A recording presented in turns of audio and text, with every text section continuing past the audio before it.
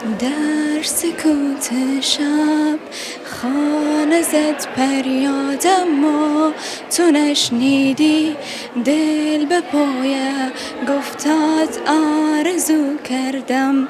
سڵاو لەبێ ئەمڕۆ دەستپێکی ساڵی نوێی خوێندنەوە وەکو خوێندکارێت تا چەند خۆت ئامادە کردووە بۆ ئەم ساڵێکی دوور و درێژتان لەبەردەم. بێگومان بەخێر بن، زۆر سپاستانەکەین بۆی کاتن بۆ قوتابخانەکەمان. ساڵی نوێی خوێندن لە هەموو لایەک پیرۆز بێ. دەستخۆشی لە مامۆستاکانمانەکەین، بەڕاستی مامۆستای زۆر بەتوانان و زۆر سپاسیانەکەین. تان چۆنە خوێندنگێکی خۆشتان؟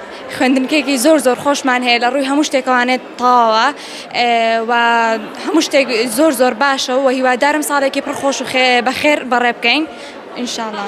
بڵێ هەوڵەدەی ئەم ساڵ یەکێک بی لە خوێندکارێکم ئینشاءڵڵا بەڵێ. پێم بڵێ پێت خۆشە لە داهاتووە چ بەشێک بخوێنی و چ کارێک لە داهاتووە ببم بە پارێزەر و گیتاری شەژەنم بەڵێ و ئەتوانم گۆرانیش بڵێم. گۆرانێکمان بۆڵێ؟ ئێستا باشە گۆرانێکی فارسی کۆپلێکی بچوو. در سکوت شب خانه زد فریاد ما تو نشنیدی دل به پای گفتات آرزو کردم. تا حەز لێ بە گۆرانی بێژ یا تەنەها ئارەزوویەکە و حەزەکەی گۆرانی؟